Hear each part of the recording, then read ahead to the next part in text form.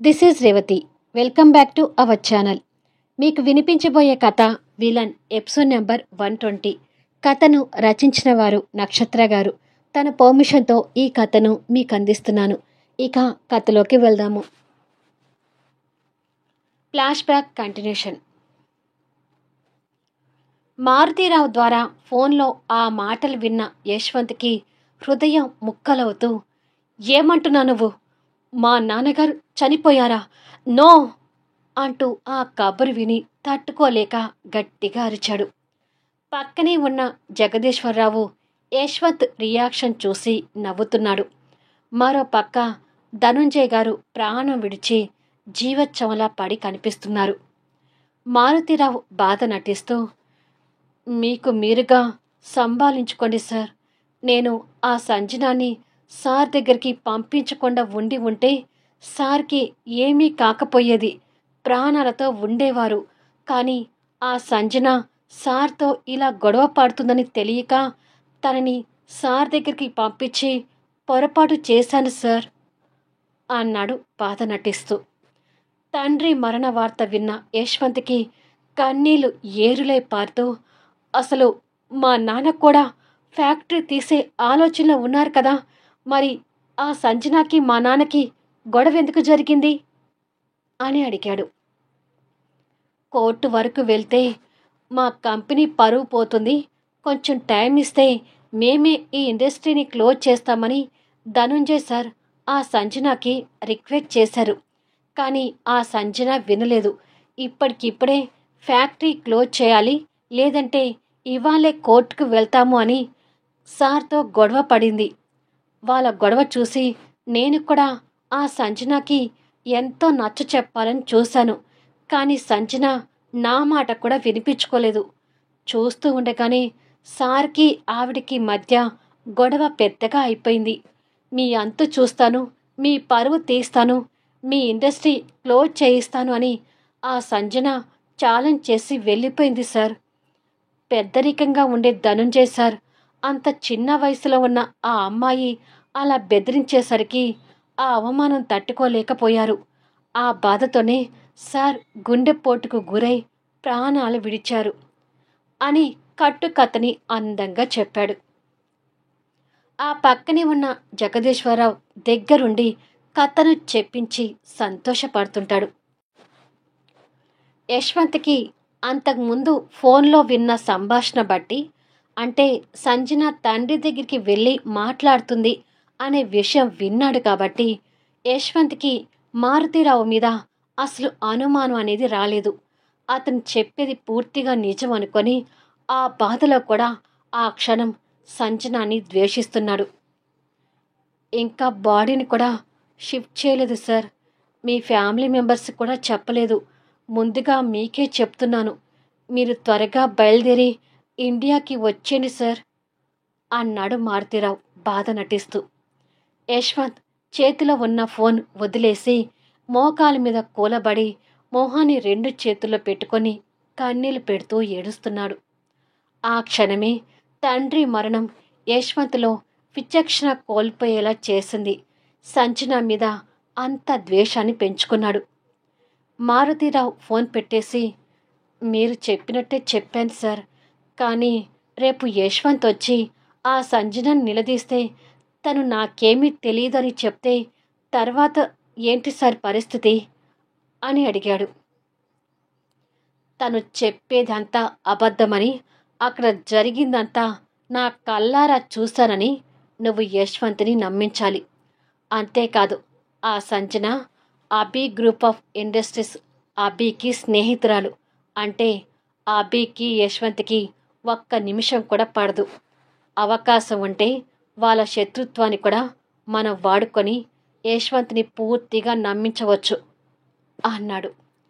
ఏమో సార్, ఏదైనా తేడా వస్తే మాత్రం ముందుగా బుక్ అయ్యేది నేనే అన్నాడు మారుతీరావు భయపడుతూ. అంతా నేను చూసుకుంటానులే, వర్రీ అవ్వకు అని భరోసా ఇచ్చాడు మారుతీరావుకి. ఇక్కడ వాళ్ళ పన్నాగాలు ఏవీ తెలియని యశ్వంత్ ఏడ్చి ఏడ్చి ఎరుపెక్కిన కలతో సంజన అనే పదాన్ని కసిగా పలికాడు. ఆ కసిలోనే యశ్వంత్ ఇండియాకి బయలుదేరి వచ్చాడు. అక్కడి నుంచి కథ స్టార్ట్ అయింది. జగదీశ్వరరావుకి ఆ గతం అంతా గుర్తుకు రాగానే చెమటలు పడుతుంటాయి. ఆఫీస్లో ఉన్న యశ్వంత్ క్యాబిన్లో ఉన్న తండ్రి ఫోటో దగ్గర నిలబడి, మీ ప్రాణాలు పోవడానికి కారణమైన అమ్మాయితో నేను కలిసి ఉంటున్నందుకు నాకు కొంచెం బాధగానే ఉన్నా, అంతకు మించి సంజుని ఇష్టపడుతున్నాను నాన్న. తెలియకుండానే సంజుని ప్రేమిస్తూ వచ్చాను. తనతో కలిసి ఉండే కొద్దీ తన మీద ఉన్న ద్వేషం అంతా ప్రేమగా మారుతూ వచ్చింది. సంజు ఎవరో కాదు, భవాని పిన్ని మేనకోడలని తెలిసాక ఇంక తన మీద ప్రాణాలే పెంచుకున్నాను. కాకపోతే సంజు మీ విషయంలో తొందరపడకుండా ఉండాల్సింది.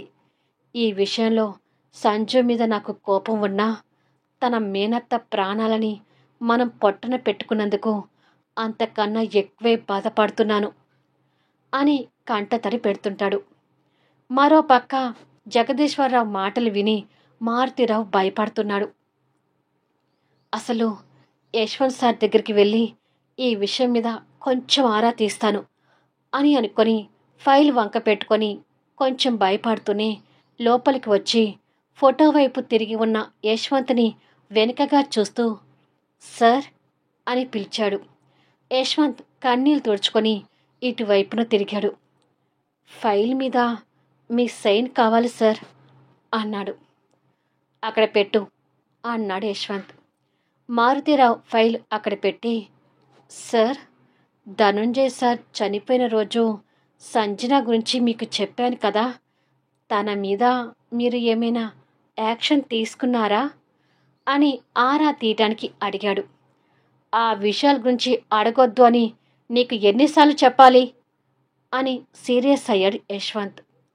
సారీ సార్, అంటే ధనుంజయ్ సార్ మరణం నా కళ్ళతో నేను చూశాను కదా, ఆ సంజనకి కరెక్ట్ పనిష్మెంట్ పడి ఉంటే బాగుండేదని అభిప్రాయంతో అడుగుతున్నాను తప్ప ఇంకేం ఉద్దేశంతో కాదు సార్ అన్నాడు మారుతీరావు.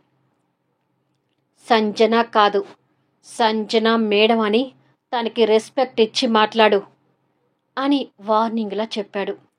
అది విని మారుతీరావు కంగారు పడుతూ, తను మేడం ఏంటి సార్ అని మళ్ళీ ధైర్యం చేసి అడిగాడు.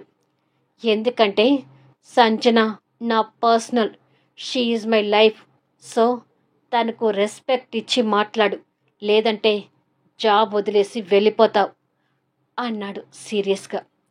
అది విని జగదీశ్వరరావు అనుమానం కరెక్టే అని నిర్ధారణకు వచ్చి కంగారు పడుతూనే సారీ సార్ అన్నాడు మారుతీరావు.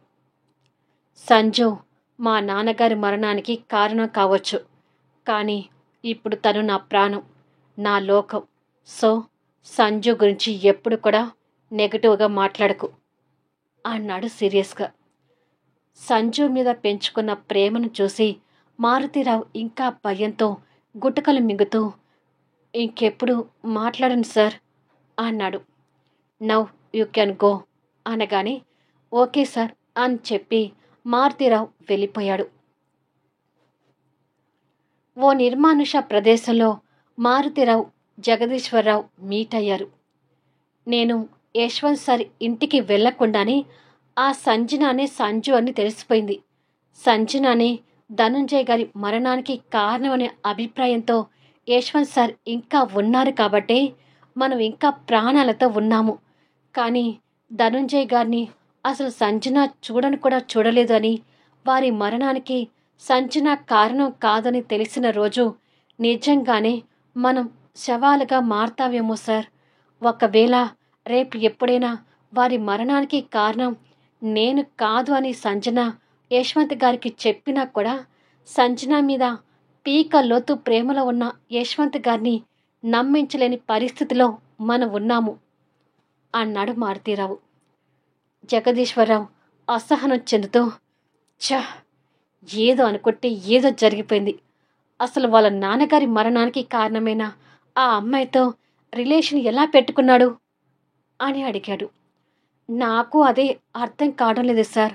అప్పుడు సంజన వాళ్ళ ఫ్యామిలీ మెంబర్స్ ఫొటోస్ చూపించి వాళ్ళ గురించి చెప్పినప్పుడు సంజనాని చంపేయాలి అన్నంత కసి చూపించాడు. మరి తర్వాత ఏమైందో ఏమో తెలియడం లేదు. అసలు తనతో రిలేషన్ పెట్టుకోవడం ఏంటో, తన మీద ఉన్న ద్వేషం ప్రేమగా మారటం ఏంటో, ఇప్పుడు తనకు సపోర్ట్గా ఇలా మాట్లాడటం ఏంటో ఏమీ అర్థం కావడం లేదు. ధనుంజయ్ గారి మరణం గురించి యశ్వంత్ గారికి ఏమైనా అనుమానాలు వస్తే మాత్రం ఆయన కళ్ళకి ఫస్ట్ నేనే కనిపిస్తాను. వారి చేతుల్లో మన ఇద్దరి చావు ఖాయం అంటాడు. ఊరిక అలా మాట్లాడుకో. యశ్వంత్కి నీ మీద ఇప్పటి వరకు కూడా ఎలాంటి అనుమానం రాలేదు అంటే ఆ ధనుంజయ్ మరణానికి ఇంకా సంజన అనే భ్రమలోనే ఉన్నాడు. నాకు తెలిసి అసలు ధనుంజయ్ మరణం గురించి ఆ సంజన దగ్గర డిస్కషన్ చేసి ఉండడు. చేసి ఉంటే తనకేం తెలీదని సంజన చెప్పి ఉండేది. ఏంటి విషయం అంటూ యశ్వంత్ నీ మీదకి వచ్చేవాడు. సో ఇప్పుడు మనం సేఫ్లోనే ఉన్నాం. దీని గురించి ఇప్పుడే ఇంత వర్రీ అవ్వకు అని మారుతీరావుకి ధైర్యం చెప్పి చివరికి ఆ ధనుంజయ్ అన్నట్టే జరిగిందనమాట. నా కూతుర్ని కాదనుకొని యశ్వంత్ ఆ సంజనాన్ని చేరదీశాడనమాట అని కసిగా అనుకున్నాడు. ఆఫీస్కి వెళ్లకుండా ఇంట్లోనే రెస్ట్ తీసుకుంటున్న సంజు దివ్యని చూసుకోవడానికి పెళ్లివారు వస్తారు అని యశ్వంత్ చెప్పిన మాటల్ని గుర్తు తెచ్చుకొని కంగారు పడుతూ అసలు దివ్య ఈ గండం నుంచి ఎలా బయటపడుతుంది అని అనుకొని రూమ్ నుంచి బయటికి వచ్చి కిందికి చూసేసరికి పూర్ణ, దివ్య ఇద్దరు కింద కూర్చొని టీవీ చూస్తూ కనిపిస్తుంటారు. తల్లి కొడుకుల సెంటిమెంట్ గురించి టీవీలో మూవీ వస్తుంటుంది. చిన్నప్పుడు మీ యశ్వంత్ అన్నయ్య కూడా అమ్మ అమ్మ అంటూ నా చుట్టూ అలా తిరిగేవాడు. అలాంటి వాడికి నేను ఇప్పుడు చేదైపోయాను. నన్ను అంటేనే ఒక పురుగులాగా చూస్తున్నాడు అని బాధగా చెప్తుంది పూర్ణ. మీ ఇద్దరి మధ్య ఎప్పుడు ఉందే కదా అంటూ దివ్య ఆ మాటలు నిర్లక్ష్యంగా వింటూ టీవీ చూస్తుంటుంది. పూర్ణ మాటలు విని సంజు ఆలోచిస్తూ నిజమే, యశ్వంత్ పూర్ణ గారిని అసలు ఒక తల్లిగానే చూడటం లేదు. ఎందుకు మీ అమ్మగారితో ఇలా ప్రవర్తిస్తున్నారని ఎన్నోసార్లు యశ్వంత్ని కూడా అడిగి చూశాను. కానీ ఏమీ చెప్పలేదు. అసలు వాళ్ళిద్దరి మధ్య ఉన్న విభేదాలు ఏంటో తెలుసుకొని ఆ తల్లి కొడుకుని దగ్గర చేస్తే బాగుంటుంది కదా. పాపం ఎంతైనా పూర్ణ మేడం యశ్వంత్ గురించి చాలా బాధపడుతున్నారు అని అనుకుంటుంది. చివరికి సినిమాలో తల్లి కొడుకు కలవటం చూసి శుభం కార్డు పడి సినిమా ఎండ్ అయితే నా కొడుకు నాతో ఎప్పుడు అలా కలుస్తాడో అని అంటూ బాధపడుతుంది.